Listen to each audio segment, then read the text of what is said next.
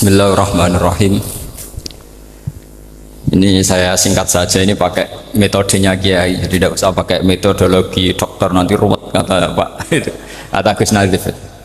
Begini, faham fundamentalisme atau ekstremisme atau apa sajalah, itu korban pertama adalah Rasulullah SAW, bukan kita tapi Rasulullah. Karena mindset pikiran orang-orang yang memaksakan garis lurus itu pokoknya seperti ini. Misalnya begini, nubuah, cara berpikir Nabi itu beda dengan cara berpikir orang banyak. Jadi kalau Rasulullah itu punya teman, misalnya Abu Bakar, Umar, Utsman, Ali, teman-teman yang biasa heroik, biasa pahlawan. Ciri khas heroik itu adalah dia suka memberi.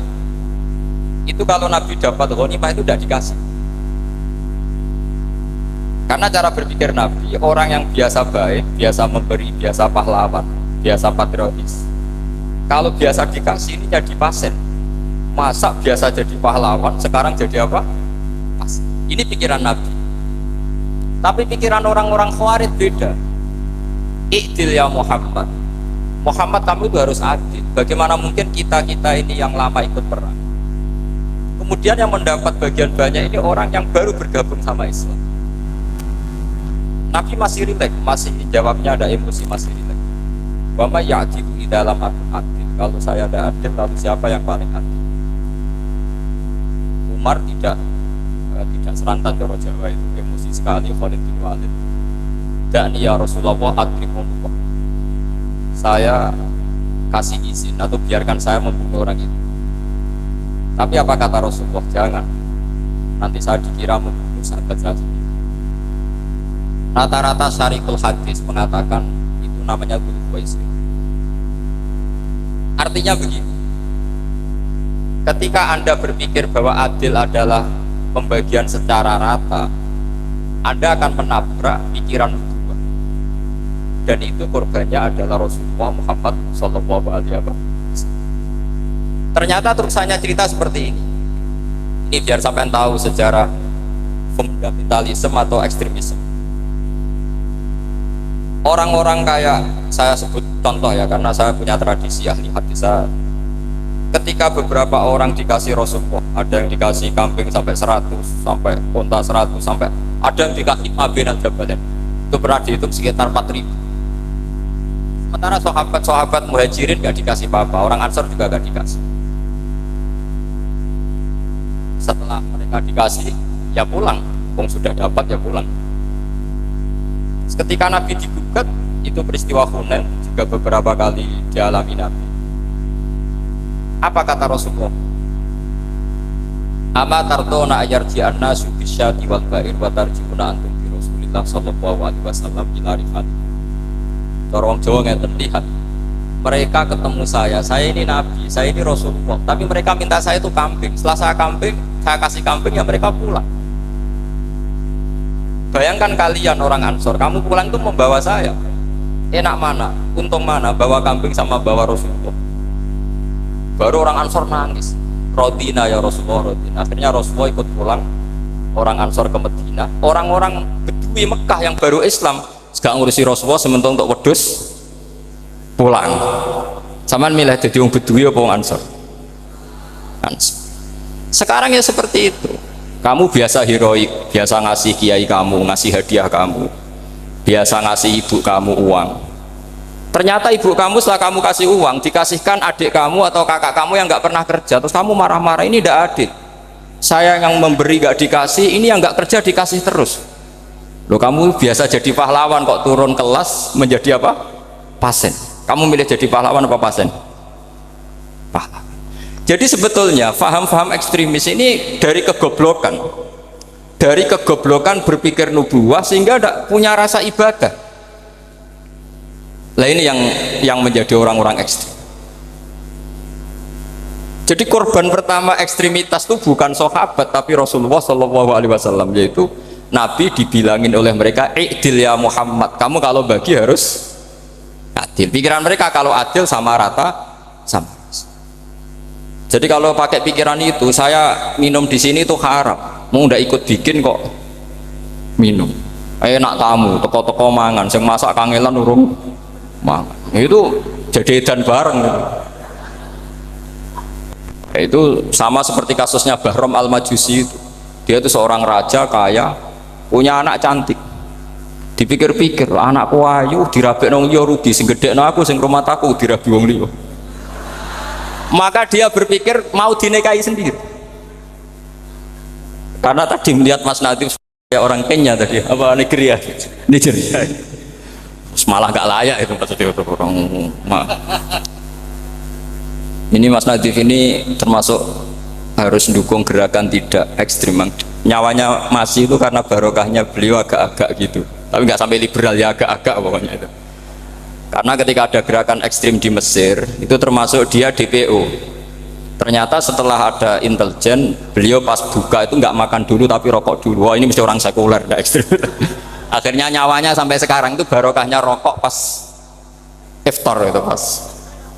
Tanya ini masih hidup ya Mas? Ya pernah sepuh sama saya. Jadi pikiran-pikirannya Bahram itu seperti itu. Walhasil akhirnya Bahram itu menikahi anaknya sendiri. Masyhur itu dalam cerita. Jadi ceritanya itu ada seorang wali tidur di Masjid Haram sama Rasulullah, ditemuin gitu. Terus kata Rasulullah, salam saya untuk Bahram Al-Majusi. Ternyata dicari-cari nggak ada Bahram lain kecuali Bahram yang berdua, bahkan anaknya sendiri mau dinikahi. Ya cara berpikir karena seperti itu. Kalau kita berbuat banyak harus dapat, itu bahaya. Bahaya sekali karena kalau dalam teori beragama itu al yadul ulya khairum minal yadis sufla. Kalau biasa ngasih ya ngasih saja, itu heroik. Itu bagus. Jangan biasa ngasih sekarang bermental apa? Pas. Makanya saya itu kalau ngajar di pondok yang dulu pernah saya belajar di situ atau yang pernah sepuh itu, dikasih itu bingung. Karena saya ya masih waras itu. Jadi kalau dikasih itu bingung. Tapi banyak juga guru-guru yang dulu ngaji lama setelah ngajar di pondok alma maternya nuntut. Saya tidak tahu itu. Itu sudah ada agak-agak kayak itu tadi. Walhasil si Bahram tadi itu, ini cerita harus saya teruskan karena nggak boleh diputus. Dapat salam dari Rasulullah, ternyata dibalik nakalnya dia itu pas mau bulan pertama, malam pertama itu ada seorang janda sepuh ke situ, ganggu dia tentu ya. Ketika dikejar pulang lagi sampai 3 kali. Dia tanya, kenapa Bu kamu begitu? Katanya, saya ini anak-anak saya kelaparan, kalau saya pulang anak-anak saya nangis minta makan, saya ingin minta Anda. Tapi setelah saya ingat Anda ini majusi, saya mukmin, saya mukminah, saya pulang. Ya sudah Bu, kamu di rumah saja, nanti saya kirimi makan. Dikirimi sendiri, padahal dia seorang raja, orang kaya. Barokahnya itu dia dikasih tobat sama Allah. Dan paginya ketemu tamu yang mengirimkan salam dari Rasulullah SAW. Akhirnya Bahram ini menjadi muslim. Tapi intinya berpikir seperti tadi itu salah, bahwa kalau saya berjasa banyak harus mendapat apa? Ini cara berpikir orang-orang Khawarij. Begitu juga era Sayyidina Umar, era Sayyidina Utsman, Ali, itu juga ngalami orang-orang yang ekstrim. Misalnya begini, saya contohkan korban-korban ekstrim yang real. Sayyidina Ali itu masyhur, dia punya musuh besar namanya Muawiyah. Karena permusuhan ini tidak bisa dihindari. Jadi kalau dalam fikih Islam, ini anak-anak saya ajari fikih, kalau orang mukmin membunuh orang mukmin itu hukumnya dosa besar apa kecil? Besar. Itu di bab kisos. Tapi orang fikih itu unik. Di fikih itu ada kitabus siyal namanya. Di takrib ada kitabus siyal. Dan di situ ada penjelasan mangkutila duna malih fahuwa syahid. Orang yang dibunuh karena membela hartanya atau keluarganya, itu dia mati syahid. Kalau dia posisi membunuh, maka malingnya atau penjahatnya muhaddarun damu, nggak punya hak nuntut kisos karena dia anggap nggak ada artinya darah.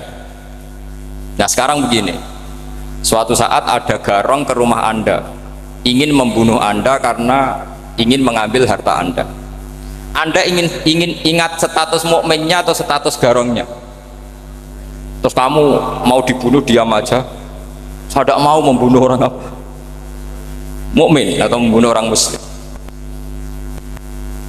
Nah, kesulitan yang dialami Sayyidina Ali seperti itu. Orang-orang Khawarij cara berpikir Ali ku geblek, wong mukmin kok pengen mateni mukmin. Muawiyah yo geblek pisan, wong mukmin kok pengen mateni orang mukmin. Padahal suasana sudah kacau. Ketika seorang penjahat mau membunuh yang punya rumah dan yang punya rumah ingin membunuh penjahat, itu namanya mukmin bentrok sama orang mukmin. Apa orang benar sahibul hak ingin mempertahankan haknya? Tidak, sampai saya tanya. Itu sahibul hak, yaitu yang punya rumah ingin mempertahankan haknya. Meskipun dalam duel ini kadang terjadi pembunuhan. Nah di sini ini ya, ulama ahli sunnah menyebut masalah ijtihadiyah. Kelompoknya Sayyidina Ali mempertahankan nyawanya meskipun dengan cara membunuh pasukan Muawiyah. Pasukan Muawiyah juga mempertahankan nyawanya meskipun harus membunuh pasukan Ali. Zaman itu susahnya ijtihad seperti itu. Tapi orang Khawarij cara berpikir enggak, ini biang keladi masalah itu Ali sama Muawiyah. Akhirnya mereka malah rapat, ya sudah dua-duanya bunuh saja. Ya masyhur tuh, akhirnya Sayyidina Ali dibunuh oleh orang Khawarij. Makanya ini penting ya, pentingnya ngaji seperti ini. Jadi kamu harus dilatih berpikir nubuwah. Ya dilatih berpikir apa? Nubuwah, disebut al ulama warasatul. Meskipun dengan cara yang ekstrim, tapi pikirannya saja, jangan perilakunya. Saya punya contoh sekian kasus, sekian tragedi. Misalnya begini, saya itu dulu punya teman, dia soleh, bisa baca Fathul Mu'in. Dia itu janggal, bilang sama saya, Gus, tidak biasanya Rasulullah itu agak-agak nyindir orang fakir. Ini kok ada hadis kadal fakru ayakuna kufur, bahwa kefakiran itu mendekati apa? Kekufuran. Dia itu aneh sekali. Biasanya tidak biasanya Rasulullah kritik seperti itu. Walhasil ini singkat cerita, anak ini ngalami satu trauma. Dia itu miskin, gara-gara miskin gitu jadi burunya orang non muslim, dan sering disuruh nganter majikannya itu ke tempat-tempat lokalisasi. Dia mulai mikir, ini gara-gara fakir saya harus nganter orang ke lokalisasi. Mulai ingat dia, sedekah Rasulullah, ini gara-gara fakir saya jadi pengantar orang ke lokalisasi. Suatu saat majikannya itu benar-benar bangkrut, malah tidak disuruh nganter, pokoknya carikan yang cantik bawa sini. Pusing. Waduh. Nah, dia akhirnya walhasil lari terus keluar, terus dia cerita betapa ekstrimnya fakir, sehingga gara-gara fakir saya harus jadi penolong orang yang mau apa maksiat. Anda boleh berpikir ekstrim, tapi ekstrim dalam melawan kemungkaran itu tadi. Saya nggak boleh jadi fakir, tapi takutnya fakir yang nanti jadi alat kemaksiatan. Imam Ghazali juga punya contoh seperti itu. Imam Ghazali pernah marah besar ketika tren di Baghdad itu orang belajar fikih semua. Hatta la yakuna thamma tabibun illa min ahli dhimmah, kata beliau. Sampai di Baghdad itu tidak ada dokter kecuali orang kafir dhimmah. Akhirnya kalau ada ulama sakit, saya masih ingat pas kecil, kalau ada ulama sakit itu tidak boleh dibawa ke rumah sakit, takutnya ketemu dokter muslim, non muslim malah disuntik langsung apa? Mati. Akhirnya ulama saat itu berfatwa, orang Islam harus ada yang jadi dokter. Banyaklah gus-gus yang sekolah ke dokter. Yang masyhur ya seperti Sahal bin Abdul Fattah. Itu dulu putranya Ki Fatah yang menolong Mbah Mahfud saat sembunyi. Saking idolakannya Basal, anaknya dinamakan Sahal, tapi dia jadi dokter spesialis bedah. Begitu seterusnya urusan negara. Dulu itu orang jabat itu tidak boleh, karena jabat itu dekat dengan syubhat, dekat dengan haram. Tapi gara-gara pejabatnya non muslim, kalau bikin aturan ya ala non muslim.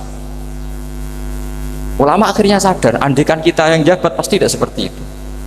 Bisa bikin perda ini, bisa bikin pelaturan begini yang menguntungkan Islam. Nah, jadilah banyak pejabat yang sekarang muslim. Tempat-tempat maksiat diobrak-abrik sama Satpol PP macam-macam. Kita untung. Tapi kalau orang-orang Khawarij pikirannya pokoknya pejabat itu dekat dengan haram, dekat dengan syubhat. Padahal dengan kita jabat bisa bikin perda atau apa yang menguntungkan Islam. Kemudian menjadi masalah baru secara fikih. Ini adik-adik dengerin biar kulino senam fikih. Kalau caleg soleh, misalnya Mas Nadif nyalek, ini tadi tak guyoni, mau jadi bupati ndak, kalau ya mau usah dukung. Jadi misalnya gini ya, Zaid sama Bakar, misalnya Bakar tuh orang soleh, mau jadi calon lurah. Dia tahu kalau dia lurahnya kampung lebih baik. Kalau yang jadi ini Zaid, itu kampung itu rusak karena dia suka dugem, suka macam-macam. Kemudian Zaid ini pasti jadi karena beli suara. Misalnya per kepala itu dibeli 50.000. Bakar ini kalau nggak beli suara kalah. Padahal dengan kalahnya Bakar artinya kemenangan kemungkaran. Itu zaman era Fathul Mu'in, muridnya Ibnu Hajar Al-Hitami. Ibnu Hajar muridnya Abu Zakaria Al-Ansori itu fatwa. Yang soleh ini wajib beli suara, bukan boleh, wajib beli suara. Tapi ini namanya tidak nyuap, perlu dicatat, ini namanya tidak nyuap. Jadi tidak bisa kamu kaitkan misalnya ar-rosi wal murtasi finnar. Yang nyuap maupun yang menerima suap adalah sama-sama di neraka. Tidak bisa seperti itu, karena logikanya dibalik. Sekarang Bakar ini beli suara itu untuk membeli kebenaran, untuk mengawal kebenaran. Zaid beli suara untuk menopang kebatilan. Berarti namanya Bakar ini penyuap atau pembeli kebenaran? Pembeli kebenaran. Harus dibedakan. Nah, ini pentingnya ulama. Memang nyatanya seperti itu. Yang dikatakan nyuap, riswah itu adalah membayar uang li'ibtolil haqqi, untuk membatalkan kebenaran atau membenarkan kebatilan, itu namanya nyuap. Tapi kalau mengeluarkan uang untuk menghakkan barang hak dan membatalkan barang batil, itu namanya uang perjuangan. Nah, ini pentingnya mikir. Jadi ulama itu mulai dulu sudah berhati. Nah, sekarang sudah banyak orang-orang khusyuk yang biasa di masjid itu khusyuk. Kalau ditanya zaman akhir rusak kabeh, wong soleh-soleh wis nyuap. Kalau orang soleh ini tidak nyuap ya tidak jadi. Kalau nggak jadi mereka nggak ada yang jadi DPR, nggak ada partai Islam, habis malah Indonesia. Saya itu punya kenalan banyak pakar-pakar di Jakarta, itu cerita saya, Pak Baha. Indonesia itu solusinya gampang. Kita ini punya Bali, punya Batam. Itu kalau Bali dimakaukan, Batam dikayakan Hollywood. Amerika kaya itu bukan karena hebat, pornografi dijual, tinju di Nevada itu dijual, di Las Vegas dijual, apa saja dijual.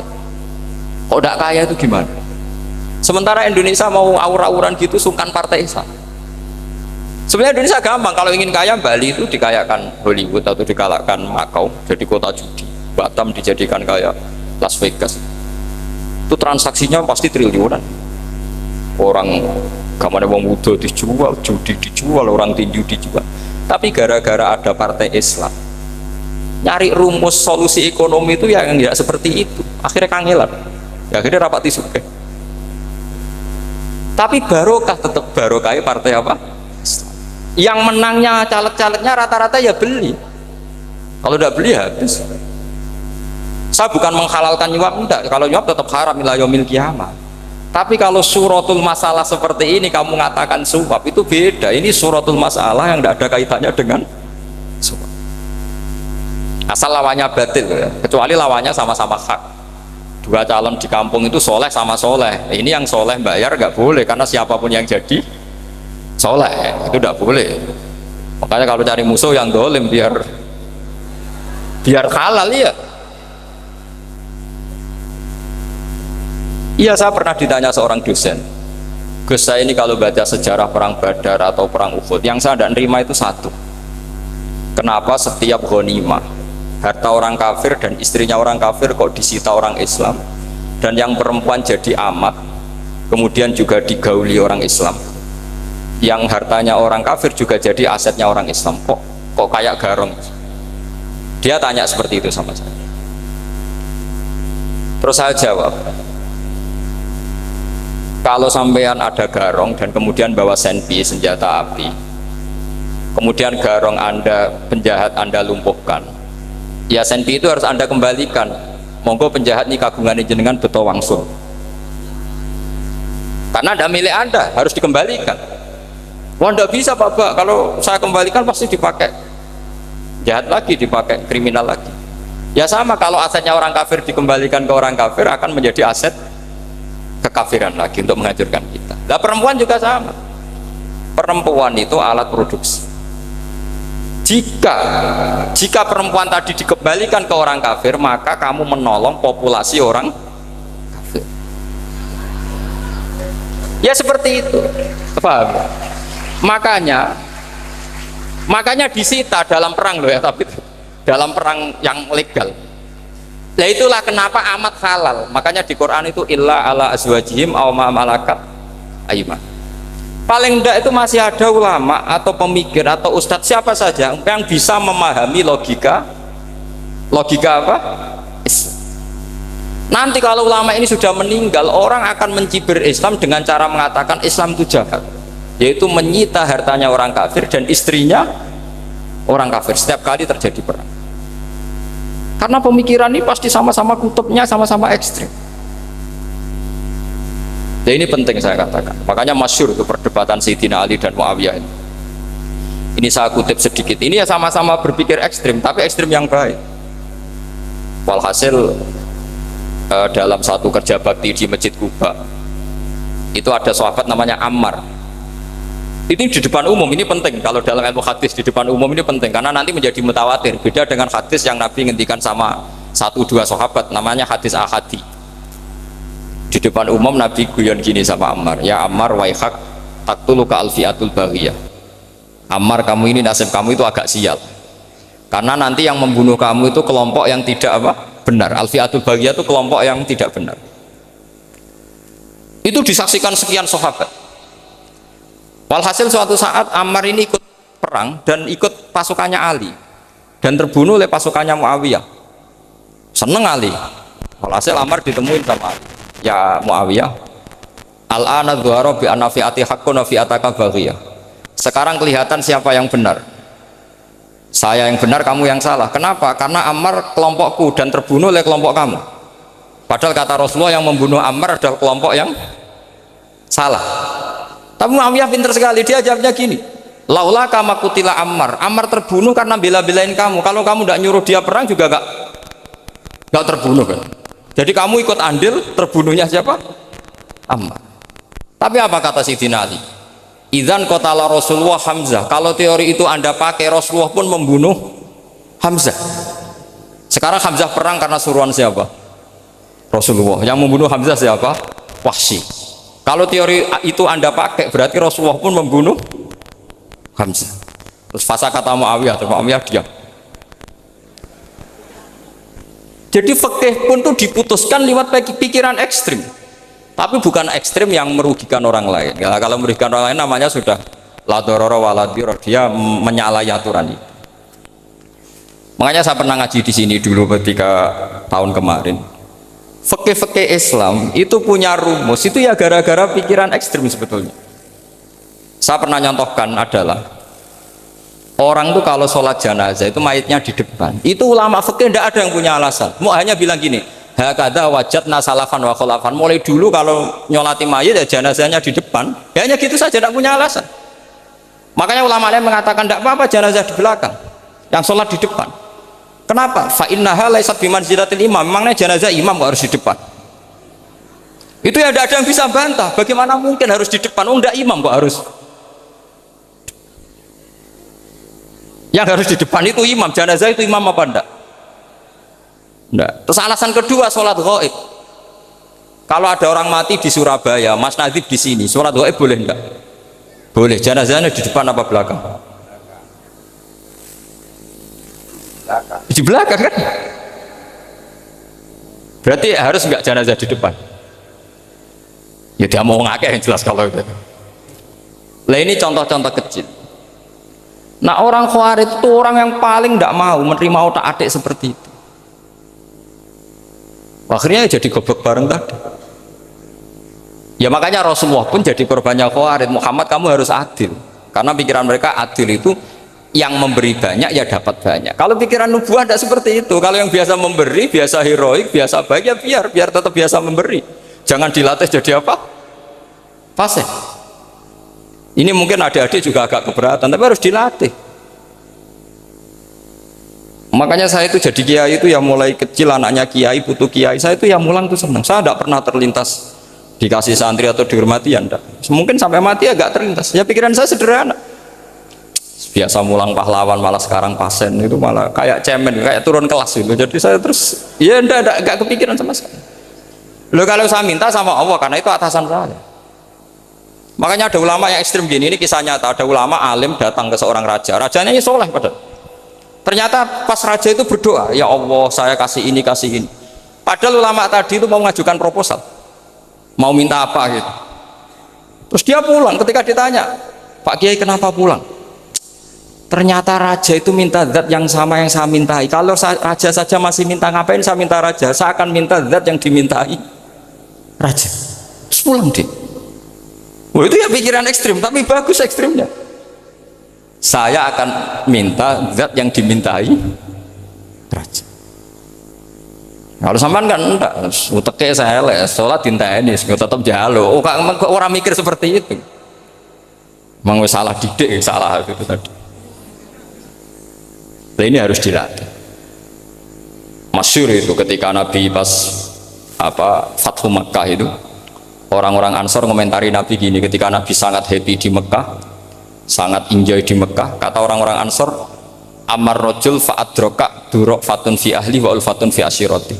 Namanya orang pasti happy kalau di kampung halaman. Jangan-jangan Rasulullah itu nanti hidup di Mekah lagi, karena Mekah sudah dikuasai orang Islam. Beliau pasti kangen sama keluarga, sama Mekah. Tapi ya sama, ketika Rasulullah mulai ngasih itu, orang-orang Quraisy dikasih banyak, orang Ansor juga pikirannya seperti itu. Baru orang Ansor dilatih pikiran nubuwah, yaitu tadi mereka itu dapat kambing, dapat sapi terus pulang. Kamu mendapat saya, milih mana? Milih Rasulullah Shallallahu Alaihi Wasallam. Sekarang kamu saya balik, kamu punya kiai, kamu bisa memberi hadiah, memberi beliau.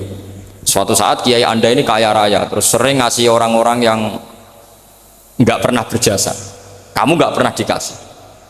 Itu kalau pakai pikiran khawarij, kiai ini salah karena ngasih orang yang tidak berjasa. Tapi kalau kamu pakai pikiran nubuah, enggak. Alhamdulillah saya tetap istiqomah memberi kiai itu, dan alhamdulillah nggak dibales. Semoga balasannya di akhirat. Ya sudah seperti itu. Kalau pakai pikiran gengsi tadi seperti itu. Masa biasa memberi sekarang posisi diberi, saya rak turun kelas. Jadi sebetulnya pikiran ekstrim itu boleh, tapi untuk yang seperti ini bukan ekstrim yang tadi. Makanya ini disebut al-hujjat. Al-hujjat itu satu logika yang bisa mematahkan asumsi awal. Nah, ini saya harap santri-santri matolek putra maupun putri berpikir seperti ini, sehingga sama. Jadi misalnya sekarang dibalik, kalau ada orang NTT yang masih non muslim, itu orang kafir yang harus dibunuh atau orang kafir yang harus didakwai? Mesti pikirannya itu, kalau Nabi itu ya semua yang didakwai Nabi dulu orang kafir. Nah ketika Nabi di Mekah itu pertama ketemu orang kafir itu dibunuh atau didakwai? Didakwai. Ya berarti pilihan sekarang ya didakwai, bukan dibunuh. Nah soal perang itu perang itu beda dengan membunuh. Ada janjinya, ada macam-macamnya, terus nggak ada solusi, itu baru ada perang. Jadi kalau sudah dibalik-balik gitu, makanya kata ulama-ulama, khawarij itu pasti salah. Pasti salahnya adalah kalau orang nggak benar ya dibenarkan, bukan dibunuh. Kalau setiap orang kafir dibunuh, Nabi kapan jadi nabinya? Karena orang kafir habis. Jadi metode bil hikmati ya ada, metode hasanah ya ada, karena orang kafirnya sudah mati.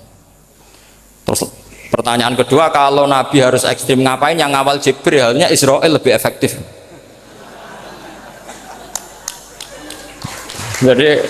Jadi kalau sama-sama ingin ekstrim, Nabi itu nggak usah dikawal Jibril, kan tidak efektif kan? Harusnya yang ngawal itu siapa? Israel. Kan nggak repot. Nah, jadi saya mohon ini saya cerita. Jadi korban pikiran ekstrim itu bukan siapa-siapa. Pertama itu Rasulullah. Akhirnya Rasulullah menjelaskan, ya beginilah cara berpikir nubuwah. Jadi saya kira demikian. Nanti mungkin kalau ada tanya-tanya, ada pertanyaan. Yang jelas kalau seputar ekstremitas itu bisa latihan. Ya, sebenarnya bisa latihan di fikih. Karena fikih ini cerminan dari pikiran ulama. Ya, cerminan dari pikiran apa? Ulama yang tidak tekstual. Ya, seperti gini ya. Tasaddaqa Rasulullah so'an min tamrin au so'an min aqidin. Ketika zakat fitrah itu Rasulullah mengeluarkan satu sok tamar. Tamar itu kurma. Kalau menurut tekstual berarti zakat fitrah harus pakai kurma. Tapi semua ulama sedunia mengatakan kuti ahlil balad. Hanya dalam konteks Indonesia ya pakai apa? Beras. Berarti kata tamar diganti kut. Diganti apa? Kut. Jadi orang itu jangan diajak goblok bareng. Masa Nabi ngendikan tamar harus apa? Tamar. Makanya saya pernah debat. Pak Nabi itu cingkrang. Kenapa orang-orang itu rata-rata tidak cingkrang? Saya bilang Nabi itu hidupnya di Mekah. Kenapa Anda hidup di Indonesia? Kata saya. Iya, Nabi itu hidupnya di Mekah. Terus saya tanya lagi, Nabi itu hafal Quran, kamu udah hafal? Saya hafal Quran. Kalau cingkrang gampang, karek ngetok kata saya. Ya, kalau anak sunnah Rasul Nabi hafal Quran, enggak? Hafal kan? Berarti kalau ikut sunnah Rasul hafal Quran. Jangan cingkrang tok, ya hafal apa? Ya sama poligami juga gitu yang tadi diceritakan Mas Natif itu. Nabi itu poligami setelah Khadijah meninggal. Apa mereka mau nunggu istri pertama meninggal? Kalau ingin persis loh, kalau ingin persis nunggu istri pertama meninggal. Ayo, nggak mau juga kan? Ya biasa saja lah. Pokoknya yang dihalalkan syariat ya kita bilang halal, yang diharamkan kita bilang apa? Nggak usah sok suci sunnah Rasul. Saya punya banyak cerita. Abu Bakar itu dulu sering menghindari sunnah Rasul. Dulu Rasulullah itu kalau ada orang minta ya dikasih. Ketika era Abu Bakar bikin Baitul Mal. Ketika ditanya ini zaman Rasulullah tidak ada, kata Abu Bakar, huwa Rasulullah. Beliau itu Rasulullah.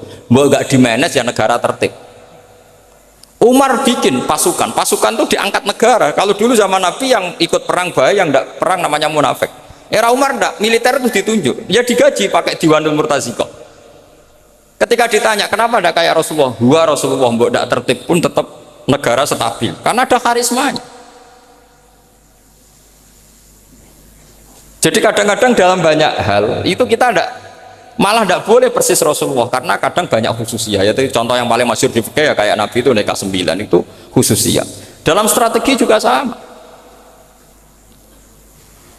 Dalam strategi memanage negara juga sama. Banyak sahabat yang punya ide yang zaman Nabi itu tidak ada. Ketika ditanya kenapa tidak persis Nabi, katanya huwa Rasulullah. Ya Rasulullah itu meskipun seperti itu, meskipun tidak tertib secara rasional, tetap dikawal wahyu, makanya negara baik-baik saja.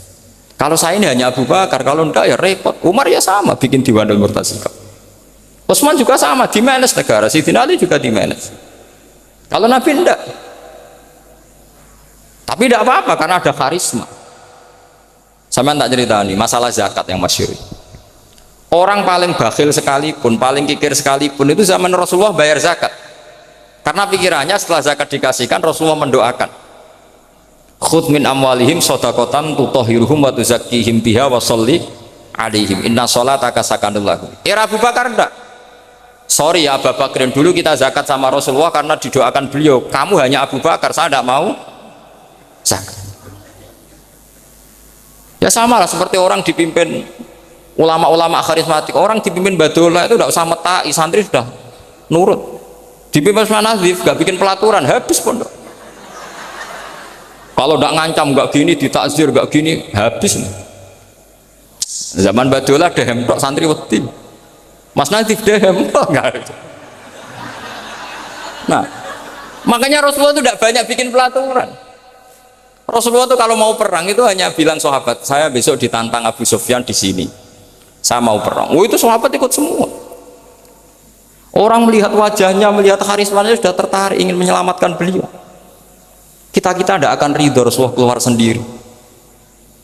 Kalau Abu Bakar ya enggak. Pertama Abu Bakar pidato sudah sopan. Saya memimpin kamu. Ini qad wulitu walastu bi khairikum. Saya ini memimpin kamu, tapi bukan berarti saya yang terbaik. Jika saya benar maka dukunglah. Kalau salah ingatkan. Itu pertama orang-orang bilang apa? Fawwah la uqiman nakabisef. Nanti kalau Anda salah tak ingatkan pakai pedang. Ya karena hanya Abu Bakar bukan Rasul. Jika diaturlah, ini ada militer, ada pengawal, ada baitul mal. Era Umar lebih modern lagi, ada Diwanul Murtazikoh, ada macam-macam. Ya Rasulullah nggak ada. Nah sekarang orang sidik-sidik muni sunnah Rasul, padahal ada sunnah Rasul yang khasnya Rasulullah sebagai nubuah. Ya, khasnya Rasulullah sebagai apa? Nubuah. Coba Nabi itu istrinya 9, semuanya cerita tentang tahajudnya Nabi, witirnya Nabi. Apa kira-kira Mas Nadif kalau punya istri 4 ceritanya tentang tahajudnya Mas Nadif? Kan enggak. Jadi saya mohon, sebetulnya pikiran-pikiran ekstrim itu karena enggak mau belajar. Enggak mau belajar. Kalau mau belajar itu kata Imam Ghazali itu dalam kitab Imla, Al-Imla fi Iskalatil Ikhya itu. Fal ma'ani awsa'u minal ibarat. Yang namanya ma'ani itu awsa'u apa? Minal ibarat. Jadi yang fal ma'ani awsa'u minal ibarat. Jadi yang namanya makna itu lebih luas minal apa? Ibarat. Nah, ini contoh yang paling nyata ya Sayyidina Ali. Ketika Sayyidina Ali perang sama Muawiyah, itu Sayyidina Ali bilang sebaiknya Muawiyah kirim delegasi mediator. Saya juga kirim mediator. Terus orang-orang Khawarij karena tadi tekstual. Mahadha ya Ali. Ini apa ya Ali? Lam yujad fi kitabillah. Aturan mediator itu tidak ada di Quran. Bahwa kalau kita perang harus ada mediator itu tidak ada. Terus Sayyidina Ali baca ayat wa in khiftum shiqaqa bainihima fab'atsu hakaman min ahli wa hakaman min ahliya.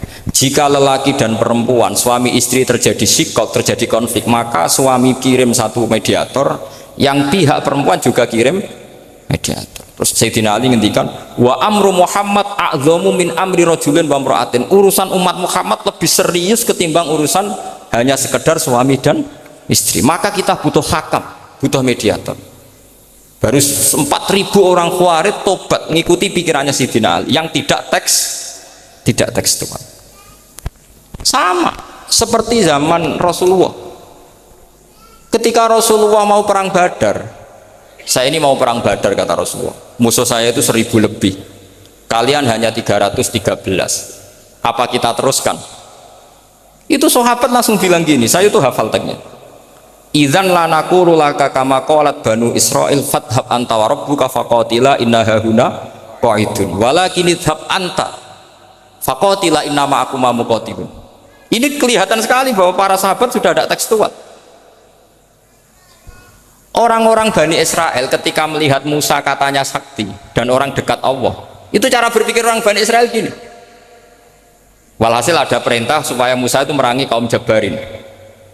Orang Jabar ini gagah-gagah, pikirannya orang Bani Israel. Musa kami itu sakti dekat Allah, ya sudahlah sama Allah saja sana, tak tunggu di rumah kabarnya. Itu kan sama dengan santri semedit, roh kiai ini suga, kiai aku suga, terus tak pikirkan seperti itu. Ya sama seperti itu. Nabi ku kekasih Allah, mesti perang menang, terus tak ewangi mesti menangis. Fadhab anta wa rabbuka faqatila inna hahuna. Kok itu? Ya sudah kamu berangkat saja sama Tuhan, tak tunggu di rumah. Tapi apa kata para sahabat Ansor ketika Nabi minta supaya mereka dukung di perang Badar? Langsung bilang, idzan la naqulu laka kama qalat banu Israil. Kita tidak akan bermental kayak Bani Israil. Ini tekstual apa enggak? Mereka punya mafhum, punya pikiran. Cara Mas Nadif punya kreatif. Bahwa ini mental yang bejat, kita tidak akan meniru seperti itu. Itu sahabat. Jadi dulu sahabat itu makna di Quran juga ada tekstual. Jadi bisa memahami. Nah sekarang orang memaksa semuanya harus tekstual. Ya meskipun tadi jangan terlalu liar terus menjadi liberal. Tapi saya tidak tahu kalau contohnya Mas Nadif tadi pakai kondom, istiqomah tidak tahu itu pikirannya Jil apa Mas Nadif tidak tahu saya itu tidak tahu. Kok sampai sembeling itu saya tidak tahu. Kok lagi juga kalau tidak bisa nyontohkan yang di luar itu, saya itu ya tidak tahu. Mulai dulu ilmunya seperti itu terus itu. Ya tidak tahu lagi. Jadi mulai dulu zaman Nabi pun itu sudah ada pikiran-pikiran seperti itu. Jadi tekstual atau harfiah itu ya enggak. Nyatanya sahabat langsung bilang idzan lanaqulu laka kama qalat banu apa? Isra. Jadi ini saya kira demikian, nanti kalau apa ada yang tanya monggo.